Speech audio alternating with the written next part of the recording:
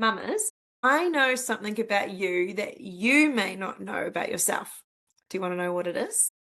Well, in today's call, we're going to be diving into discovering that you are a visionary. That's right, a true visionary, and I can't wait to explain why. So, welcome to everyone. This year, I've become a student of personal branding. It's been a really fun journey, and I've been learning it alongside this amazing group of mums. We've got two of them in the Zoom room today. We've got Karen and Pam, and there's a whole four others who are part of our mum tribe. So welcome and welcome to anyone who's watching on the replay. It's so great to have you. And welcome to our weekly call.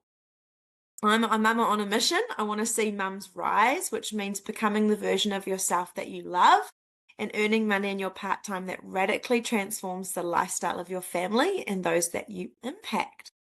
Okay, so we're going to start off with a quick question, and if you're watching later, you can participate too. So we'll do a quick survey. There's only two mums here, so we'll survey the two mums. You're just going to drop a number in the chat. Okay, so it's a very easy survey. So this is the first number you might choose. Drop a 1 in the chat if you believe that you're a visionary. Okay, and a 2 if you've never thought about yourself that way, you just kind of don't identify with that word. Okay, so let's drop in the chat. We've got 1. And what's the next number going to be? And 2 1s. Awesome. Cool. I'm in the right tribe of people. I personally didn't identify with being a visionary because all the visionaries I've been acquainted with are, well, they're not all men, but the visionaries that I most call people, like I think of that person, I think they're such a visionary, have been men. But I did work for a woman for around 10 years, and she was an absolute visionary. Like, amazing woman, accomplished so much stuff for the good of so many people. And yeah, I actually have a dream to one day write a book about some women who've inspired me. I think it'd be so cool to write a book about women who maybe like the world would never know. And I'd love to just highlight their stories and why I think they are such amazing women and what they've done in their community and their world. And they're not the people you're going to see necessarily with a big personal brand, or they're not going to be getting some Queen's Award or anything like that. But to me, they're people that have inspired me. So yeah, there are visionary women out there, but I think that as a woman, we visioneer differently. I think that's why that I've found it difficult to think about myself as a visionary. I definitely don't think that I'm a visionary, but when I process the idea that there's a masculine way to be a visionary and there's a feminine way to be a visionary, and I start thinking about what it might mean, I've done a little bit of research about what it might mean to be a visionary in a feminine way, I start to see that I resonate with that more. So we're going to go into that today. Okay, so I want to rewind a little bit and I want to first cover a phrase that I often share on these calls. I often talk about us having a superpower in our motherhood, in our season of motherhood. So I'm going to talk about that first today. Then I'm going to link that to why I believe we're all visionaries, but in a feminine way. And then lastly, I'm going to end with some of my best tips for fostering vision and getting clear and actually getting what you want. Okay, so this is just going to be a really fun call today, and we're going to head in really exciting direction, and I believe it's going to benefit us all as we work on our side hustles. Okay, so let's start with the superpower of motherhood. So this is the little paragraph that I often share with us mums. So each of us have a superpower because of the season that we're in. When we face limits, like those in motherhood, these limits are really invitations to transform ourselves into something else.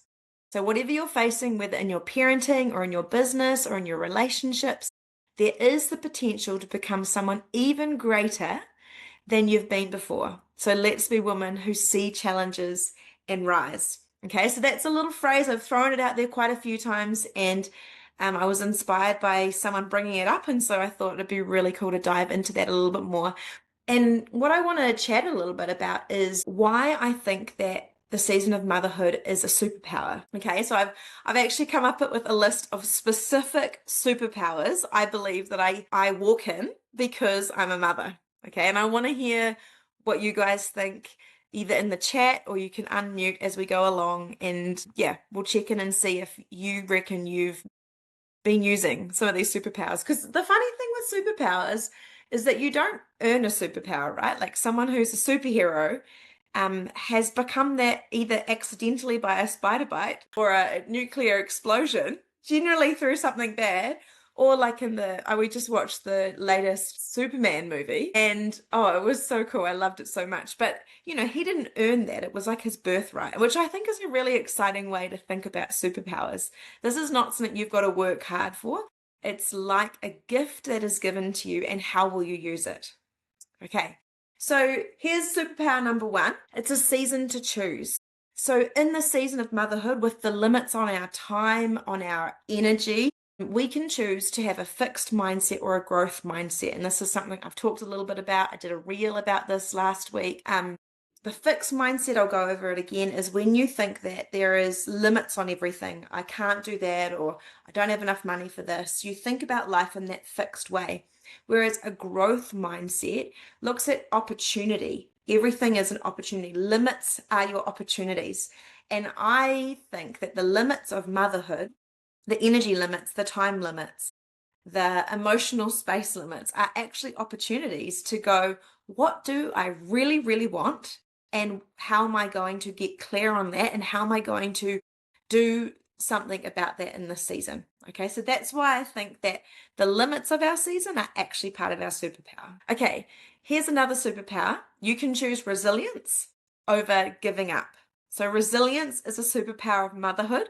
If you've ever given birth to a child and gone through the newborn season all the way up to 1 year old, and then up to 2 years old, and then it keeps going, you will learn that you can dig deep in that season and find someone that you've never ever met before. I have met me in many versions now. I've met me with rage I didn't know I had. I have met me in the middle of the night when I had to stay up over and over again for hours and I just couldn't get to sleep. I have met the resilience that is actually deep inside me and what I could rise up and do. And so I think that that's actually a superpower. I mean, how many people willingly choose to push themselves to the limit? Athletes, maybe, people with big goals, but motherhood just gifts you this thing. It doesn't feel like a gift in the moment. It feels like torture. And sometimes I like to think that I am now like Jesus, which of course I'm not.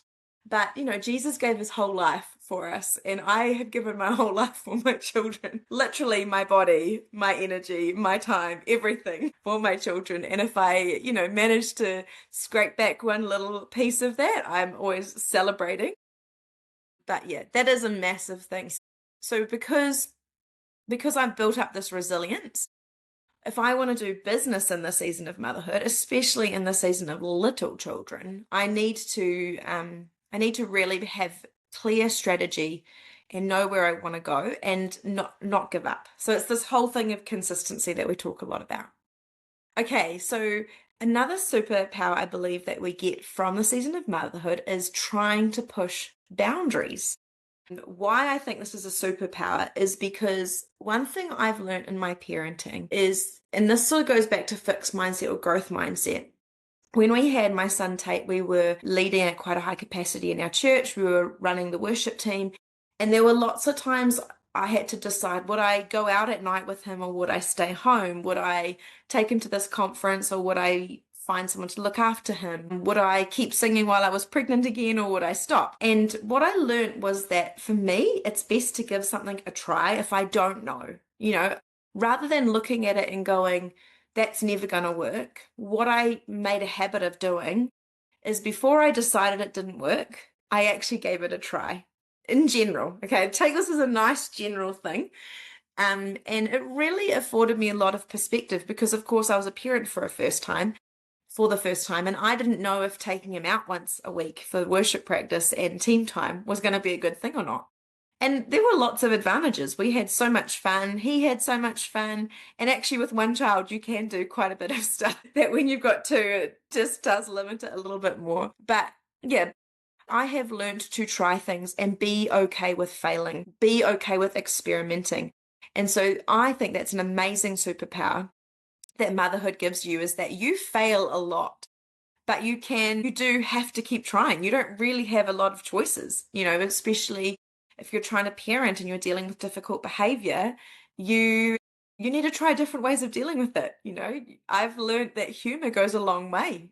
My son is very motivated by humor, and you can make a lot of boring and hard things fun, and suddenly they're more willing to do it. And for me, that's been a real superpower in terms of working on my personal brand and working on the business, is that I've learned that I can transfer that same adaptability, willingness to experiment, willingness to fail into business, and then I can continue to show up. Okay, and then I have one more superpower. And this superpower is, it's sort of like holding two things together. And the first part of that is treasuring the time we have with our children, because we know that they are only small for a very short period of time. And in a flash of an eye, they will grow up and leave home, and they'll be doing wonderful, amazing things, and then they'll be gone. I mean, my family is moving overseas for a period of time. That means that we're not near family, and one day that will be my children too. And so I have the superpower of absolutely treasuring and making the most of the time I have with my kids and not just bearing it out. But I can also hold that. Your kid is nodding. Where are you off to, John? He's off on an adventure very soon, I know. His mum is an adventurer too. But I don't have to give up on working on something small in the background. And this is a key superpower that maybe not all mums have discovered yet. And I want to encourage you that as the seasons grow and change, maybe not with your first child, it didn't work for me with my first child, but maybe, as I had my second child, I found this new flourish and inspiration. And that was actually when I started Mum with a Side Hustle. So you can hold two very important things in your hands without necessarily throwing one away.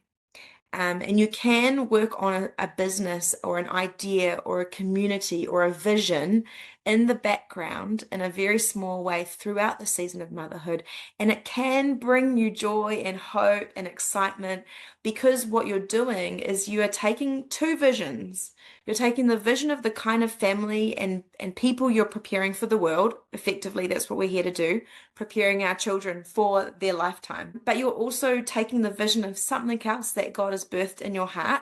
And you're thinking, how can I grow this? How can I foster this into the future? And so I think that the superpower of motherhood is it teaches you to have vision.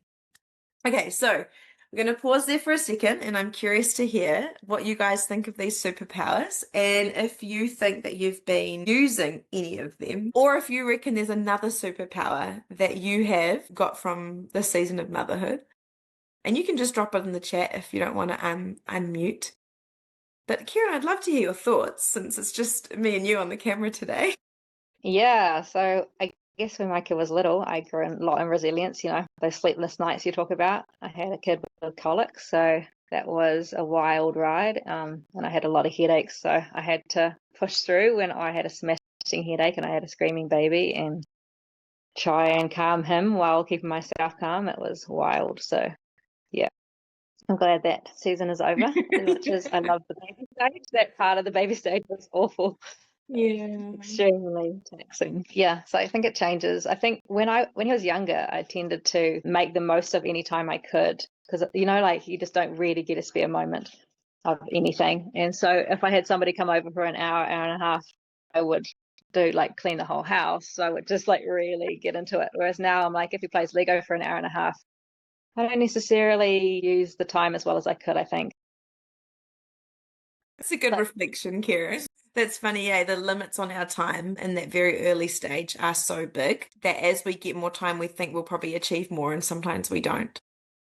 Yeah, we really didn't. Like, I think I was thinking, like, what did I even do when I was pregnant when I had all this time, because you have it all to yourself. I'm like, I actually was really busy when I was pregnant. I just, filled it in with other things. So, yeah. Oh, that's so cool. But what do you think's your superpower, Pam? It's hard for me because I think I just have to remember how good the season is because of my time on the mission field and being in Africa. Life is very slow over there, and that afforded me a very rare opportunity to do a lot of dreaming. And, so I kind of got into that space. So then having babies and things suddenly getting a lot busier was kind of a shock because I had come from, before missions, a very busy corporate job. Yeah. So I've kind of been through lots of crazy seasons. And like I went through a very intensive accelerated program straight out of uni, had a very intensive degree that required like so many all-nighters and stuff. So I feel like I've had lots of seasons that have been like capacity stretching seasons too. So it's a little like, just because of my journey, it's probably not very normal. So it's harder to look at my motherhood season and be like, what is it about this season particularly like different or gives me a superpower? Probably one of the things that's been on my mind is about the fact that like I'm not at the beginning of my career anymore. Like I'm not in my early 20s now. And there's only so much time to actually see the dreams come to pass that we've got. And also like a lot of those dreams we want our kids to walk in the fruit of, in the sense of like we want to like completely overhaul the education system. But I don't want to do that in 20 years' time because then my kids don't get to benefit from it. Just like some of those dreams where I'm like, I actually want our kids to get to experience the fullness of this. So that for me has become probably a driving force behind like, okay, like keep moving things forward and like use the time because like it's precious time and I just don't want it to pass into be like, oh, I don't really have anything to show for that season other than having raised my kids, which is significant. But, you know, I'm a visionary person, so I want to see some Yeah. of those dreams coming to life. So I don't know if that really counts as a I, superpower, but so what I'm hearing you actually say is the vision that you now carry because you have children has expanded to include what you want for them and impact that that can also have on others. And you might not have had that when you were pursuing your career because you didn't have the children to yeah, necessarily have that thing that you grow or that drops into you when you have children is the hopes and dreams you have for their future, right? Maybe it's expanded like what you want to achieve to include how that will impact them in a big way and others. yeah, I think it does make it more personal. Like, you know, when you're talking about something like education as somebody who doesn't have kids, Yeah. it's like very kind of far out there. But then once you have kids, you're like, hang on a minute, especially like Lily's just turned 4 and we're like 5 is around the corner. I'm already thinking about how we get her started with education, but what we even want the word education to mean for us and for our family. Yeah. Yeah, Eden adores. Aiden's the same. Every time we go to pick Lily up, if it's like a quick pick up, she's so disappointed because she wants to stay and play. Okay, let's switch gears back into that visionary space because I think that that's a really cool thing to be talking about. And I love that both of you guys identified yourselves as visionaries. That's really beautiful. Funny that you did because I just wouldn't have called myself a visionary. But now I'm learning about it. I'm like, yeah, okay. So this is my list of why I believe that you, a mum with a side hustle, are a visionary. So, yeah, here we go. So the first one is this, because you feel it. So it's a deep, quiet knowing that something more is possible. It's not just for you, but it's for your family, your community, or maybe even the world. Your ideas don't begin with a big strategy. They start with a story or a stirring or a shift that you want to see. So that visioneering is actually the feeling that you have, the feeling that you carry. Okay, number 2 is the difference between building an empire and building something that has impact. So I think feminine visioneering tends to be more about thinking about the impact that you can have. So how a little thing you've started might ripple into your children's future, your neighborhood, your people, the people around you. Pam, a beautiful example that you already gave in that area, you know. You're not out necessarily to build an empire. I'm not saying empires are bad, but I'm just saying the feminine way of thinking about it is actually thinking about impact, not about big, thinking about deep and maybe wide, you know, like if Pam and Josh discover this spiritual way of learning, this spiritual intelligence, you know, how many generations can be impacted by that? I think that's what feminine visioneering really is this kind of deep and wide way of thinking about things. And lastly, as a woman, think about the feminine way of visioneering, nurture your vision like a seed, and you, instead of going at things like a sprint. So you're not like rushing at it. You're actually on a journey of growth. And I identified very much with this one because that's been my approach with everything, especially these Zoom calls, is I am not showing up here as an expert.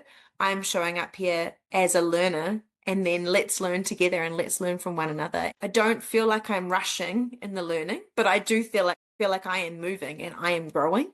And I know that I'm doing it in small ways, but I really believe in the power of compounding. So the small thing I do every week or twice a week for Mum with a Side Hustle, it doesn't just add, it actually compounds. So that in 1, 2, 3, 4, 5 years' time, we're going to see hundreds of mums in this community full of vision, full of clarity, full of resilience, achieving goals that impact their family and their community and so many people. Because me and you guys showed up every week for a few hours to talk about this, to keep this dream alive, to foster this dream. And so to me, that's like planting a seed. A small seed can become a giant tree. But what does it need? It needs that watering, that nurturing, and especially in its very young years, it needs protecting. It needs someone who will say, I will make sure that if there is a storm coming, that we don't let the tree get flooded away. If it's too hot for a long time, that it doesn't get parched. And as the tree grows, it becomes more resilient and it can withstand a lot more. But it can become something mighty. But it's not like a skyscraper being built in a very short amount of time. It's a tree. It's a plant, it's something organic, and it can be done in the middle of the mess of motherhood, you know? It can be done with tenacity and tenderness. And I'm very drawn to that idea. I'm very drawn to be a visionary. And if it looks like that, then sign me up.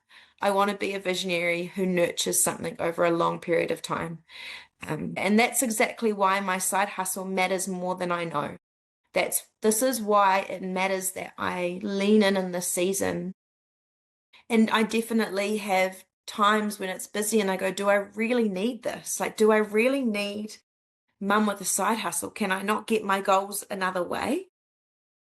But if I didn't turn up and do this, if I didn't get good at sharing a message or telling a story, then I will never get to discover what the tree could look like and what the impact could be. And I'm really excited by that. So here's some questions we can ask ourselves when we're thinking about feminine a feminine visionary. Am I a feminine visionary? So do I see connections or opportunities that others miss? Do I feel a pull towards something I can't yet explain? Yes. Am I willing to keep showing up even when no one else is clapping yet? Do I long to impact people's hearts, not just their habits? I love those questions. Okay, let's finish up today with how to foster a vision. And I would love it if Karen and Pam, when I finish these points, have anything to add, because we're all so different and we're all going to have a different way of fostering vision. So I'd really love to hear what your tips and your tricks are. So here's a few things that I do. I choose a quiet time of day and I capture a few of those moments. You don't really need a lot of time, but you do need to capture something. And what you can do in those moments is use your mind powerfully. So imagine what it is that you want or the direction you want to go in detail. And what might help you with this, and I was going to show you my example, but I left it outside the room, is something like a vision board. Or what I've been doing is getting ChatGPT to write me a description of, I've said, this is what I want to do. What will it be like in 20 years' time if I've done this?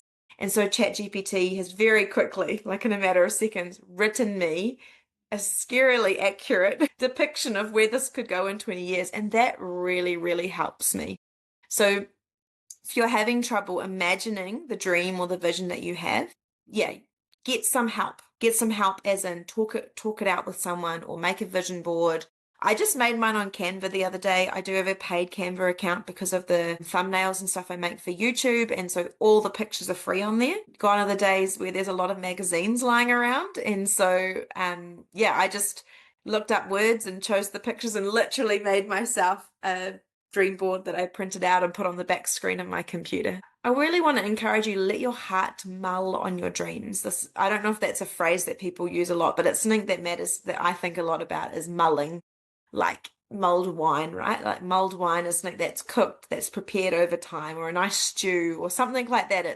It's not something that is necessarily like a flash in the pan. It's something, I mean, I made caramelized red onions the other day. That takes a while. So caramelize your dreams, mull on your dreams.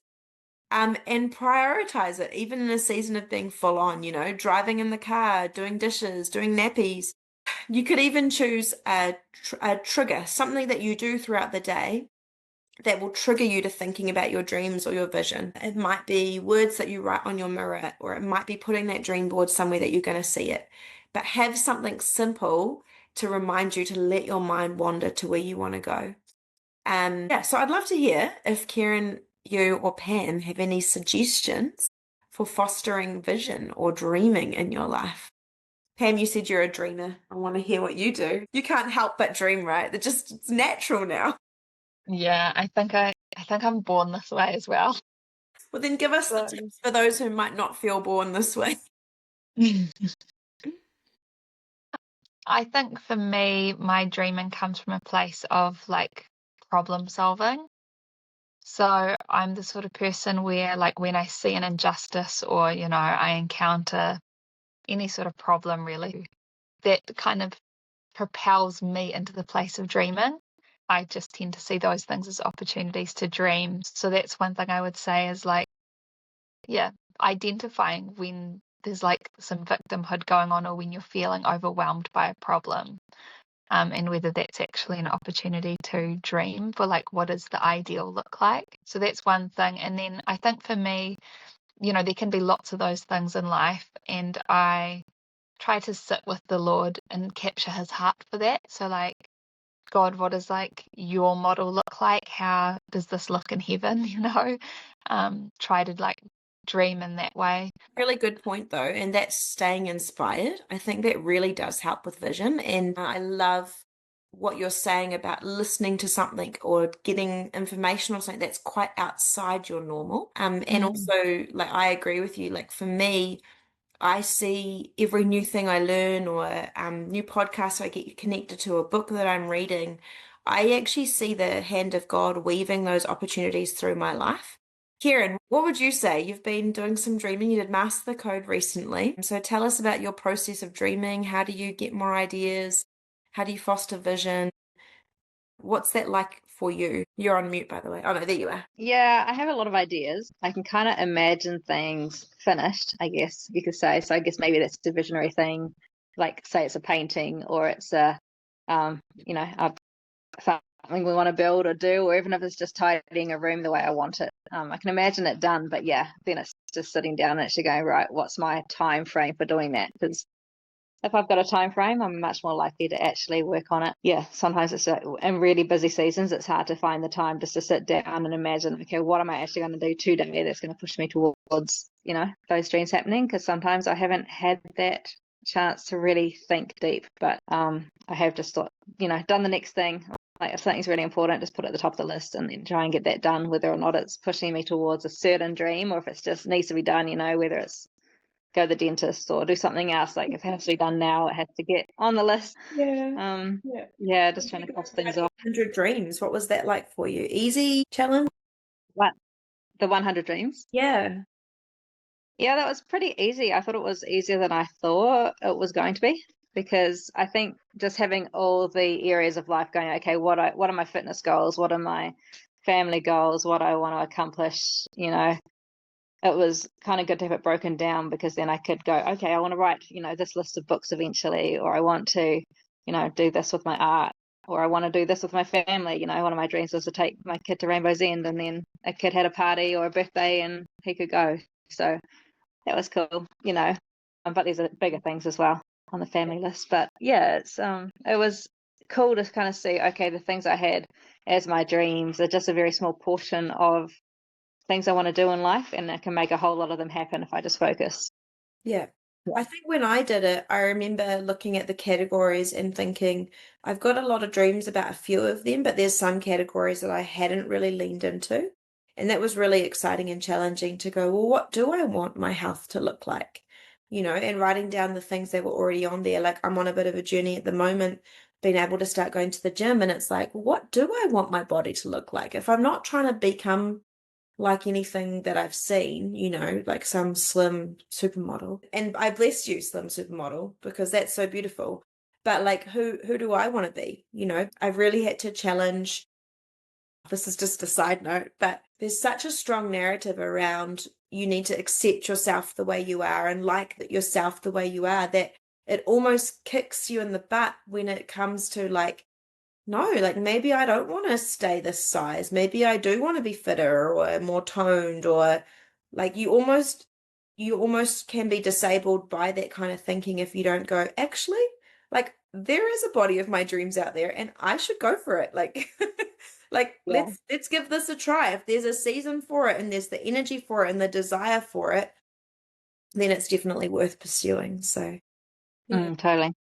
I like what you mentioned just then about how do you prioritize visioning when you're busy? How do you do that in small pockets? And that's a really great question. I'm going to spend some time thinking about that because I can really identify with that. Once we start traveling, it's going to be reasonably busy, and settling in a new country, it could be quite busy. And so I want to have some answers for myself as well of how do I keep the vision in front of me, especially for mum with a side hustle, because I will be busy, I will be somewhere new, I will want to set up a home and a routine for my family. So how do I keep the vision for this tribe and how do I keep that in my heart? How do I mull over that? Mull is my word. Well, guys, I'm going to wrap us up there. And what I just wanted to say is remember that building capacity in this season of motherhood gives you more capacity in your future season. Everything you're doing, putting your hand to, every way you have to be focused and strategic and cut out, all the stuff that you actually don't need to get towards your goals. All of that is giving you capacity for your future. So I bless you guys and those who are watching later to continue building, continue courageously, making time for your side hustle and may it be a joy and not a stress. So bless you guys. I will see you soon.